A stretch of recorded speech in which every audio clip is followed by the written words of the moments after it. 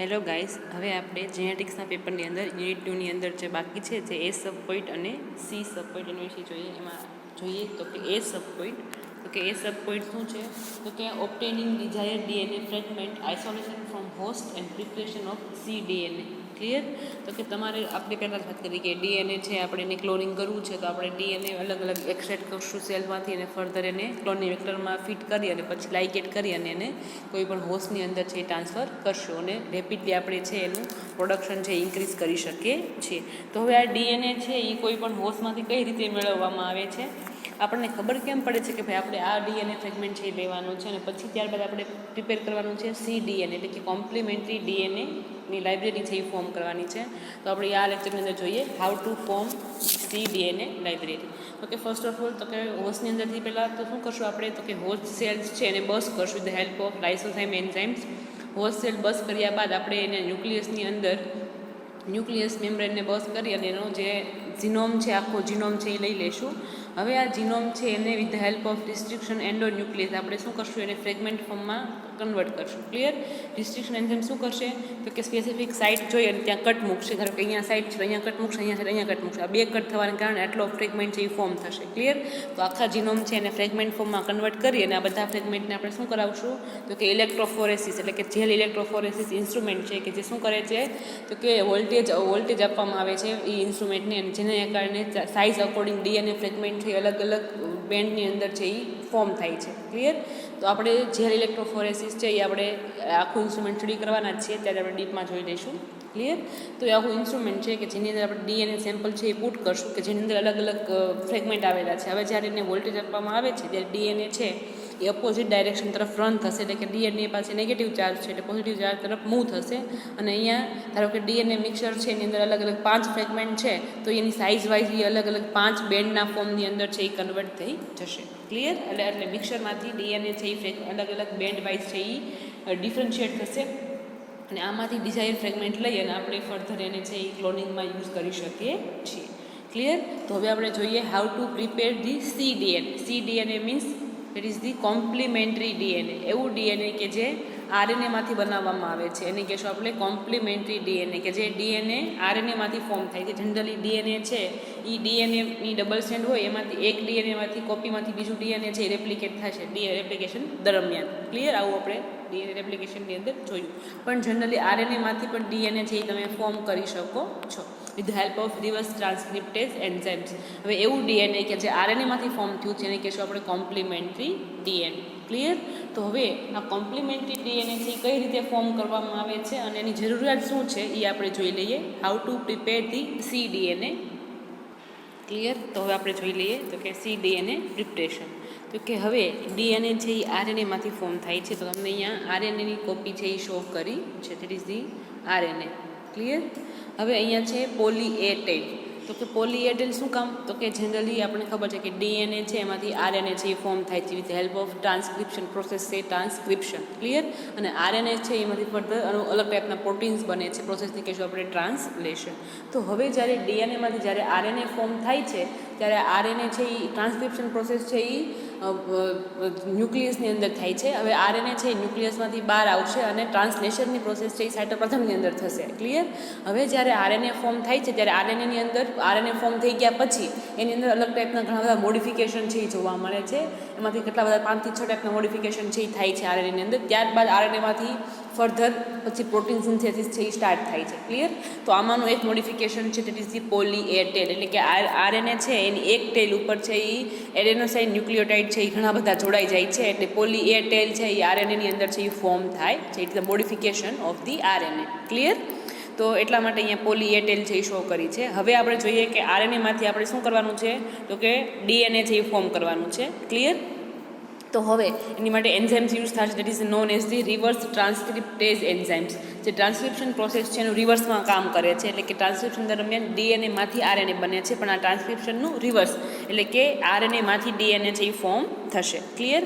હવે રિવર્સ ટ્રાન્સક્રિપ્ટેઝ જે એન્ઝાઇમ્સ છે એ રેન્ડમલી ન્યુક્લિયોટાઇડ એડ કરી શકશે નહીં, એટલે એને પ્રાઇમરની જરૂર પડશે.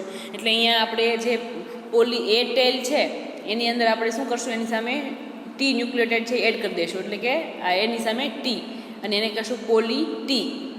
ક્લિયર?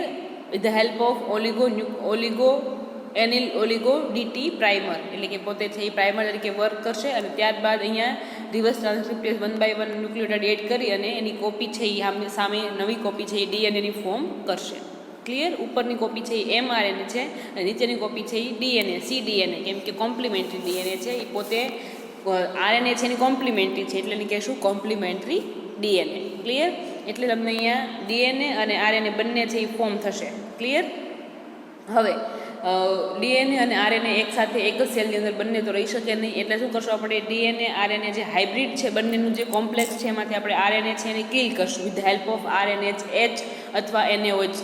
ક્લિયર. RNAH શું કરશે તો કે હાઇબ્રિડમાંથી એ ઓનલી mRNA છે એને ડિગ્રેડ કરશે, એ ડીએનએ ઉપર કોઈ પણ જાતની અસર છે એ શો કરશે નહીં, એટલે આપણને મળી ગયું ઓનલી cDNA. પણ કેવું છે તો કે સિંગલ સ્ટેન્ડર્ડ છે, કેમ કે આપણે જે એક જ કોપી બની છે, બીજી કોપી છે એ ફોર્મ થઈ નથી. તો હવે આપણે સિંગલ સ્ટેન્ડર્ડ ડીએનએ છે એ ડબલ સ્ટેન્ડર્ડ ડીએનએમાં કન્વર્ટ કરશું with the help of DNA polymerase enzymes. હવે આપણને ખબર છે કે ડીએનએ પોલિમરેઝ એન્ઝાઇમ્સ છે ને એડ કરવા માટે પ્રાઇમરની જરૂર પડશે. ન્યુક્લિયોટાઇડ છે એ રેન્ડમલી એડ કરશે નહીં, કોઈ પ્રાઇમર હશે સ્ટાર્ટિંગ પોઈન્ટ એની ઉપર પોતે જઈને બાઇન્ડ થશે અને 1 by 1 ન્યુક્લિયોટાઇડ છે એ કોઈ પણ સ્ટ્રેન્ડની કોમ્પ્લિમેન્ટરી અકોર્ડિંગ ન્યુક્લિયોટાઇડ છે એ પોતે એડ કરે છે. તો અહીંયા શું થશે તો તમારું સિંગલ સ્ટેન્ડર્ડ જે ડીએનએ છે એની અંદર લૂપ ફોર્મ થશે, હેરપિન જેવું લૂપ ફોર્મ થશે અને આ લૂપ પોતે છે એ પ્રાઇમર તરીકે વર્ક કરશે અને ત્યારબાદ તમારો અહીંયા ડીએનએ પોલિમરેઝ છે એ જોઈન થશે અને 1 by 1 છે ન્યુક્લિયોટાઇડ છે એડ કરતું જશે, એટલે કે ફાઇનલી છે એ ડબલ સ્ટેન્ડર્ડ ડીએનએ છે એ ફોર્મ થશે. આ છે તમારું ડીએનએ. પણ અહીંયા ડીએસની અંદર અહીંયા લૂપ ફોર્મેશન તો જોવા મળે છે. તો હવે આ લૂપ છે એ nuclease enzyme that is the S1 nuclease enzymes દ્વારા ક્લીવ થશે અને ડબલ સ્ટેન્ડર્ડ ડીએનએ છે એ ફોર્મ થશે. Clear. Only double stranded DNA form થશે અને લૂપ છે એ ડિગ્રેડ થશે by the help of S1 nuclease enzymes.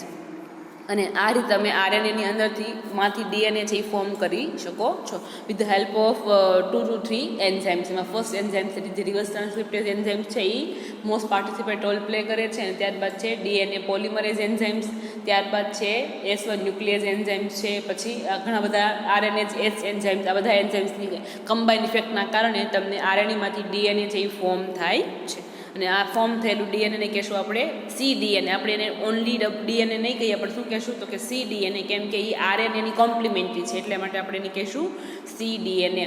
Clear. તો તમે આ રીતે છે એ ડીએનએ છે એ બનાવી શકો છો in the lab level. Clear. તો હવે ડીએનએ વચ્ચે અને cDNA વચ્ચે શું ડિફરન્સ છે? What is the difference between cDNA and DNA? Clear. તો કે હવે આપણે ડિફરન્સ જોઈ લઈએ ડીએનએ અને cDNA વચ્ચે, કોમ્પ્લિમેન્ટરી ડીએનએ અને ડીએનએ વચ્ચે. ક્લિયર. તો કે હવે આપણને ખબર છે કે ડીએનએ છે એ કેવું છે તો કે એની અંદર ઇન્ટ્રોન્સ અને એક્ઝોન્સ બંનેની પ્રેઝન્સ જોવા મળે. ઇન્ટ્રોન્સ અને એક્ઝોન્સ મીન્સ કોડિંગ સિક્વન્સ અને નોન કોડિંગ સિક્વન્સ બંનેની પ્રેઝન્સ છે એ તમારા ડીએનએની અંદર છે એ જોવા મળે છે. આપણને ખબર છે કે ડીએનએ સિન્થેસિસ થાય છે એટલે એની અંદર ઇન્ટ્રોન્સ અને એક્ઝોન્સ બંને આવેલા હોય છે. હવે જ્યારે ડીએનએમાંથી ફર્ધર આરએનએ થશે, પહેલાં જ વાત કરી કે ડીએનએ સિન્થેસિસ છે એ સેલના ન્યુક્લિયસની અંદર, આ ધારો કે સેલ્સ છે આ ન્યુક્લિયસ, એની અંદર છે આ ડીએનએ ફોર્મ થાય છે, ડબલ ડીએનએ ફોર્મ થઈ ગયું. હવે આ ડીએનએ છે એ બહાર આવશે અને એમાંથી ફર્ધર આરએનએ ફોર્મ થશે, એટલે કે ટ્રાન્સલેશનની પ્રોસેસ થશે. ટ્રાન્સક્રિપ્શનની પ્રોસેસ ન્યુક્લિયસમાં થશે અને ટ્રાન્સલેશનની પ્રોસેસ છે એ સાયટોપ્લાઝમની અંદર છે એ જોવા મળે છે. ક્લિયર. તો હવે ડીએનએની અંદર ઇન્ટ્રોન્સ અને એક્ઝોન્સ એટલે કે કોડિંગ અને નોન કોડિંગ બંને સિક્વન્સ છે એ આવેલી હોય છે. હવે જ્યારે ડીએનએમાંથી આરએનએ બનશે ત્યારે એમાંથી નોન કોડિંગ સિક્વન્સ છે એ રિલીઝ થઈ જશે, એટલે કે ઇન્ટ્રોન્સ છે એ રિમૂવ થઈ જશે અને ઓનલી એક્ઝોન્સ છે એ બાઇન્ડ થઈ અને mRNA છે એ ફોર્મ કરશે, એટલે કે mRNAની અંદર ઓનલી કોડિંગ સિક્વન્સ જ આવેલી હશે કે જેમાંથી ફર્ધર અમુક ટાઈપના પ્રોટીન્સ બનશે, એટલે કે આખું mRNA છે એ ફર્ધર કોઈને કોઈ પ્રોડક્ટ છે એ કોડ કરતું હશે. ત્યારે ડીએનએની અંદર અમુક એવા સિક્વન્સ પણ આવેલી હશે કે જે કોઈ પણ વસ્તુ માટે જવાબદાર હશે નહીં, એટલે કે કોઈ પણ વસ્તુને કોડ કરતા હશે નહીં. એને કહેશું આપણે નોન કોડિંગ સિક્વન્સ, એટલે કે પોતે કોઈ પણ પ્રોટીન્સ કે એવું કંઈ બનાવતા નથી, આમનામ ખાલી એ પોતે સ્પેસ રોકવાનું જ કામ કરે છે, એટલે કોઈ પણ જાતનું કામ સેલ્સ માટે આવશે નહીં. એવી સિક્વન્સ ડીએનએની અંદર છે એ જોવા મળે છે. એટલા માટે ડીએનએની છે એની સ્ટ્રેન્થ ખૂબ જ મોટી હોય, એમાં એક્ઝોન્સ અને ઇન્ટ્રોન્સ બંને આવેલા હોય એટલા માટે. ક્લિયર. એટલે કે જ્યારે ડીએનએમાંથી આરએનએ બનશે ત્યારે એમાંથી સ્પ્લાઇસિંગ થશે, એટલે કે ઇન્ટ્રોન્સ રિમૂવ થશે અને એક્ઝોન્સ એટલે કે જે કોડિંગ સિક્વન્સ છે એ બધા બાઇન્ડ થશે અને આખું mRNA છે એ ફોર્મ થશે અને ફર્ધર આમાંથી પરથી હવે પછી ટ્રાન્સલેશનની પ્રોસેસ છે એ કન્ટિન્યુ થશે. ક્લિયર. તો ડીએનએની અંદર આ ઇન્ટ્રોન્સ અને એક્ઝોન્સ બંનેની પ્રેઝન્સ છે એ જોવા મળે છે. ત્યારે બીજી તરફ જોવા જઈએ તો કે સી ડીએનએ, તો કે સી ડીએનએ કેવું ડીએનએ છે? તો કે કોમ્પ્લિમેન્ટરી ડીએનએ. કોનું કોમ્પ્લિમેન્ટરી? તો કે આરએનએનું. હવે આરએનએની અંદર ઓનલી શું આવેલું છે? તો કે એક્ઝોન્સ જ આવેલા છે, એમાં ઇન્ટ્રોન્સની પ્રેઝન્સ જોવા મળતી નથી. એટલે આ જે સી ડીએનએ ફોર્મ થશે આરએનએની અંદરથી, એની અંદર પણ બધા જ કોડિંગ સિક્વન્સ જ આવેલી હશે, એમાં પણ નોન કોડિંગ સિક્વન્સની પ્રેઝન્સ છે એ જોવા મળશે નહીં. ક્લિયર? તો બે વચ્ચે આ મેઇન ડિફરન્સ છે કે સી ડીએનએની અંદર ઓનલી કોડિંગ સિક્વન્સ જ જોવા મળશે, એટલે એક્ઝોન્સની પ્રેઝન્સ જ જોવા મળશે, ઇન્ટ્રોન્સની પ્રેઝન્સ જોવા મળશે નહીં. આ બે વચ્ચે છે એ મેઇન ડિફરન્સ છે. ક્લિયર? તો હવે આવા જે આપણે સી ડીએનએ ફોર્મ કર્યા, આવા એક સી ડીએનએને કહેશું આપણે સી ડીએનએ ક્લોન, પણ આવા સી ડીએનએ બધા ભેગા થઈને આખું એક લાઇબ્રેરી ફોર્મ કરે છે, જેને કહેશું આપણે કોમ્પ્લિમેન્ટરી ડીએનએ લાઇબ્રેરી, કે જેની અંદર ઘણા બધા સી ડીએનએ છે એ કમ્બાઈન આવેલા હોય છે, કે જેને આપણે કહેશું સી ડીએનએ લાઇબ્રેરી. અને એનો મેઇન ઇન્ટેન્સ શું છે? તો કે એની અંદર બધા જ કોડિંગ સિક્વન્સ જ આવેલી છે, કોઈની અંદર કોઈ પણ નોન કોડિંગ સિક્વન્સ આવેલી હોતી નથી. એટલે જેમ બને એમ સી ડીએનએની જે લેન્થ હોય એ ખૂબ જ શોર્ટ હોય છે, એટલા માટે આગળ એને જીન ક્લોનિંગની અંદર અથવા જેનેટિક એન્જિનિયરિંગની અંદર એને હેન્ડલ કરવું ખૂબ જ ઇઝી બને છે, કેમ કે એમાં નોન કોડિંગ સિક્વન્સ તો આવેલી હોતી જ નથી, એટલે એની લેન્થ ખૂબ જ ઘટી જશે. મોસ્ટલી ડીએનએ છે એની લેન્થ છે એ વધારે હોય છે because of the presence of introns, કે જે ફર્ધર સેલ્સ માટે કોઈ પણ કામ આપતા નથી, એટલા કારણે જેની લેન્થ ખૂબ જ મોટી હોય છે. ક્લિયર? આપણે જોઈ શકીએ છીએ કે જેમ જેમ સેલ્સ છે પ્રોકેરિયોટ્સ ટુ યુકેરિયોટ્સમાં જશે એમ એની ડીએનએ છે એની સાઇઝ પણ વધતી જશે, એટલે કે એનું એમાં સિક્વન્સ પણ વધતી જશે because of the presence of exons and introns both. Clear? તો કે સી ડીએનએનો એક મેઇન બેનિફિટ છે કે એની અંદર છે એ નોન કોડિંગ સિક્વન્સ છે એ હોતી નથી, ઓનલી કોડિંગ સિક્વન્સ આવેલી હોય છે. ક્લિયર?